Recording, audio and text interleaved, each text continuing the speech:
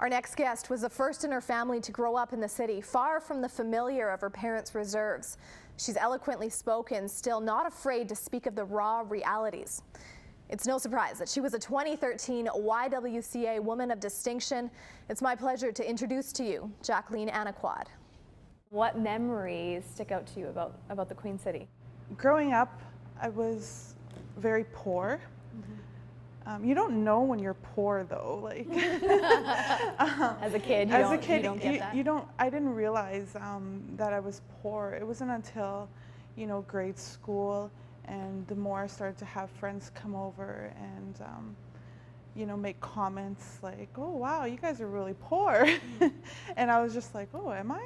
Do you feel like you missed out on anything in your childhood? You go away during during the summer holidays from school, and I remember coming back into the classroom and the teacher would give us an assignment, or what did everybody do on summer vacation? Where did you go? Well, I never went nowhere. And I remember I would make up things, just like, oh, I went to Walt Disney. Big lie. I don't know where, I remember, feeling as the other kids read aloud all these things that they did, and I began to compare it to my life at home. Like, at the time, I didn't know that I was collecting things that were much more precious, and that was spending time with family on the reserve. My mom, I guess you could say, was stuck in the welfare system. We're very thankful that we had my cookum there. Your cookum seems like a very important person in your life. My cookum, her name is Anaquod, and originally she was a Cashwatam from the Pipot First Nation. My grandfather, my mushroom, was an alcoholic, and she made the move with my mom to the city. She made wherever we lived, it was like a ceremony. And in First Nations, Indigenous culture, our ceremonies are very important to us, and they're very sacred spaces that we go to feel connected. And she was that connection. She would wake up in the morning and very early, 5 a.m., and she immediately would light sweetgrass or sage and smudge the house. She never drank, she never smoked. I never heard her swear or get angry. She was filled with just so much generosity and kindness and love. It was, I feel so grateful and so thankful today for her. Let's talk about your mom. Struggled with alcoholism for 10 years. What was that like for you? You're the oldest child. When I got to be about a teenager, she started to come home drunk, and she would cry, and I remember being very angry with her, and I used to ask her to stop drinking, and back then I didn't realize the impacts of addiction, and I began to do exactly what she was doing, and that would be going out and drinking. That's what I was going to ask. Not coming home for days. I became stuck in the cycle. Just because it was readily available? It was my outlet.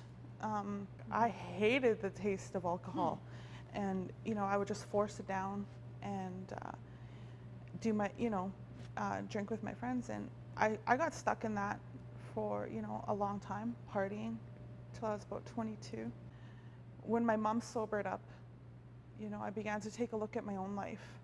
It took a lot of healing and a lot of reflection and learning, and I began to realize that I was a part of this cycle, that there was so many other factors in my life that were having an effect on me that I never realized before. Indian residential schools, the Indian Act, some policies, racism, discrimination. There was all these things that I was finally beginning to learn about, and I stopped blaming my mother. I began to realize that, the things that she had went through, that was the only way that she knew how to cope, and then, that's the only way that I knew how to cope. But we began to find better outlets and healthier ways, and it really started going back to realizing who we are as Indigenous women. You talked about racism. I think a lot of people, especially if you're not from a minority here in Canada, You know, you don't think it exists. Growing up with racism in Saskatchewan and Regina is just it's daily to this day.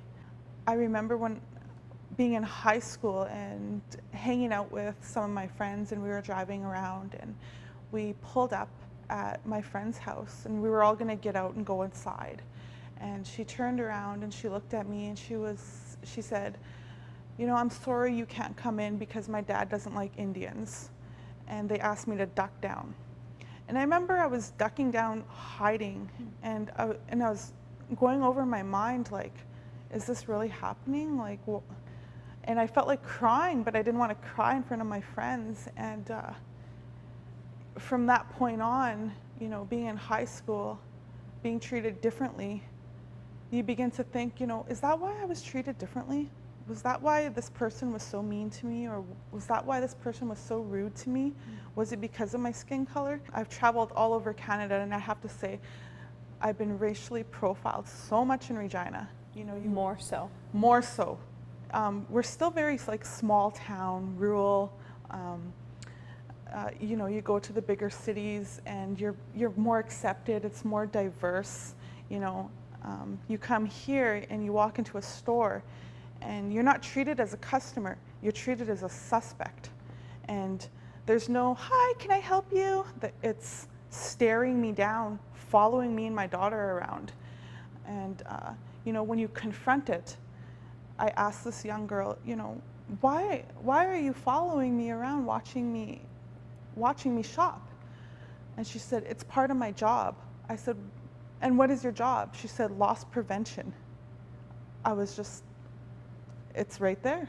It's right there in your face. Has it gotten better? I would say that I have gotten better with dealing with it. You know, there was a time when dealing with racism for me was reacting with anger, with hate for that person, hate for myself. Today, you know, it's about confronting it, remembering who I am, being proud of who I am. Has anyone surprised you, Jaqueline, though, on the flip side of that?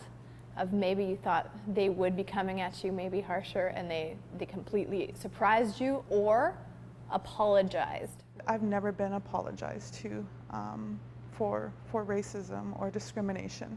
But I was most surprised this past summer. I took my daughter to YWCA, and I was thinking, oh gosh, what am I going to deal with here? Because it's small town, it's up north, and I was so surprised at how wonderfully we were treated by the people of YWCA.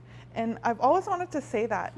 We were always greeted with a smile, even the teenagers. I didn't feel my skin color. And I know that shouldn't make a difference, but you know, sometimes people, they try to make you feel different. Tell me what your daughter means to you. My daughter means the world to me. She's been a great inspiration in my life. It was really hard as a young mother, and it still is. I'm still young, and she's 18 years old.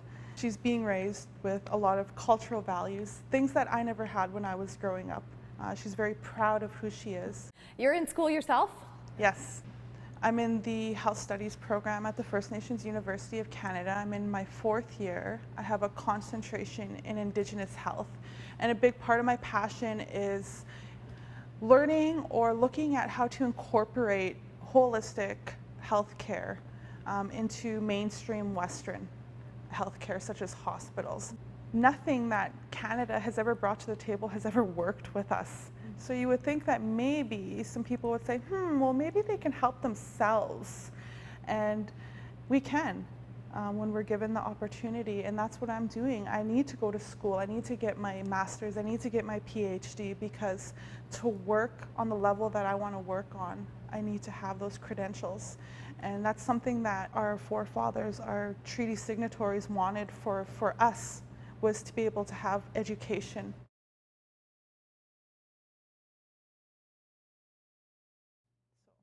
What would you say to people that perhaps just see an Indigenous person, see a First Nations person, and have those automatic stereotypes? I was driving down Victoria Avenue and I seen a First Nations man walking, very dirty, ripped pants, and he was staggering. And it was in the middle of the day, and I was like, geez, look at this guy. He's drunk in the middle of the day, you know. And for some reason, I just couldn't stop thinking about him. So I get home, and I grabbed a bottle of water, a pop, and I found him near the 7-Eleven on Victoria and Winnipeg. And I pulled up to him, and I said, excuse me, sir, are you hungry? And he begins to eat, and we're talking.